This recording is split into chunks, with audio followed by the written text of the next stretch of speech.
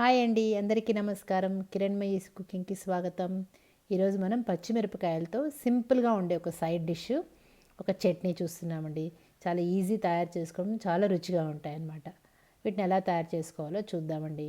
ముందుగా నేను ఇక్కడ ఒక 20 మీడియం సైజు మిరపకాయలు తీసుకున్నాను అండి. దీంతో ఒక 10 సైడ్ డిష్ చేస్తున్నాను, 10 చట్నీ చేస్తున్నాను. ఎందుకంటే నాకు తక్కువ క్వాంటిటీ అవసరం కాబట్టి నేను కొద్దిగా చూపిస్తున్నాను. మీకు ఇష్టం వచ్చిన క్వాంటిటీని నేను చెప్పే సేమ్ మెజర్మెంట్స్ని కొద్దిగా డబుల్ వేసుకొని చేసుకోండి. ఇక్కడ పచ్చిమిరపకాయలు 3 రకాలండి. ఒకటి లావుగా ఉంటాయి, ఒకటి మీడియం సైజు ఉంటాయి, ఒకటి సన్నగా ఉంటాయి. సన్నగా ఉండేవి చాలా కారం ఉంటాయండి. నేను అందుకని మీడియం సైజ్ తీసుకొని, వీటితోనే బజ్జీలు కూడా వీటితోనే చేస్తారు కదా, ఆ రకం వీటి ఎంత పెద్ద కారం ఉండవన్నమాట. అవి తీసుకొని బాగా కడిగి తడంతా లేకుండా తుడిచిపెట్టేశానండి. మరీ లావు అంటే అవి వేరే టేస్ట్ ఉంటుందండి. ఇవి కొద్దిగా లైట్గా కారం ఉంటాయి, అంత కారం అనిపించవు. సన్నవాటికున్నంత కారం ఉండదన్నమాట. అందుకని నేను ఈ మీడియం సైజ్ తీసుకొని వీటితో సన్నగా కొద్దిగా మసాలా పెట్టేస్తే మనం పప్పులోకి, సాంబార్లోకి అలా నంచుకోవడానికి చాలా టేస్ట్ ఉంటాయండి.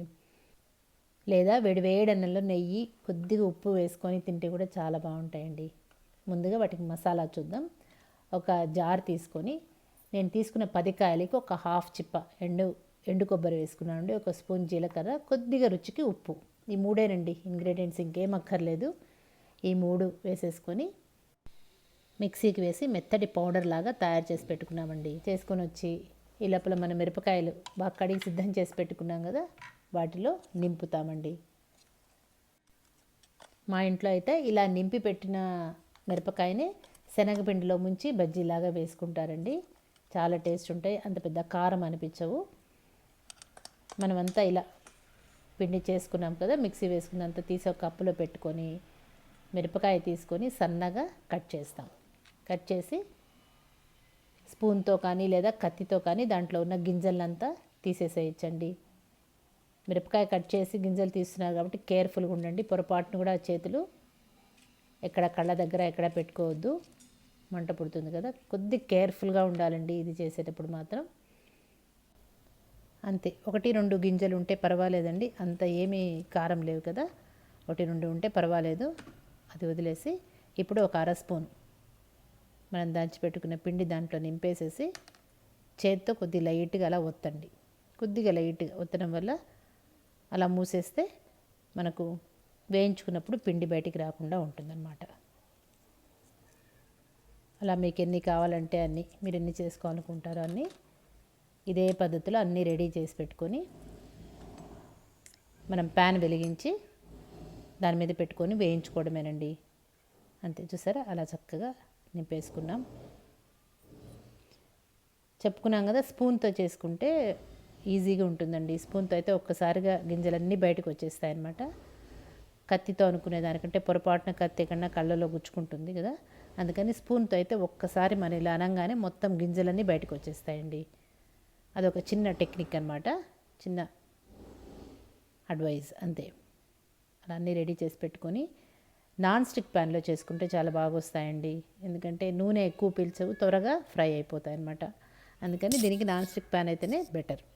సో నాన్ స్టిక్ ప్యాన్ ఒకటి తీసుకొని గ్యాస్ వెలిగించి దాని మీద పెట్టి నూనె వేడెక్కగానే మనం తయారు చేసి పెట్టుకునే మిరపకాయలన్నీ దాని మీద చక్కగా సెట్ చేసేసుకోండి. అంతేనండి. గ్యాస్ మాత్రం సిమ్లోనే ఉంచండి, మాడిపోతాయి. గట్టిగా 1-1.5 మినిట్ అంతేనండి, చక్కగా వేగిపోతాయి అన్నమాట. అంత ఫాస్ట్గా అయిపోతాయి. ఇది వేడి అన్నంలో నెయ్యి వేసుకొని ఇవి నంచుకొని తింటే చాలా టేస్ట్ ఉంటాయండి. వేసేసి పైనుంచి ఒక స్పూను నూనె అలా అంతా చిలకరించేసేసి మూత పెట్టేసేయచ్చండి. వీటిని ఒకసారి అప్పటికే ఉడికిపోయినాయి. 1/2 మినిట్కే అటువైపు అంతా ఇదైపోయింది, చూసేసారా, ఉడికినట్టు అయిపోయింది. ఆయిల్లో మగ్గాయండి. సో అందుకు తొడిమెలు ఉంచుకుంటే మీకు తిప్పుకోవడానికి ఈజీగా ఉంటుందని తొడిమెలు ఉంచుకొని చేసుకుంటే బెటర్ అండి. తొడిమెలు తీసేస్తే మీకు తిప్పుకోవడానికి కొన్నిసార్లు రాదనమాట. అందుకని అలా తొడిమెలు ఉంచుకుంటే తీసి తిప్పేసుకోవచ్చు. అంతేనండి. ఇలా కాగానే మూత పెట్టేసి ఉడికిచ్చేసుకోవచ్చు.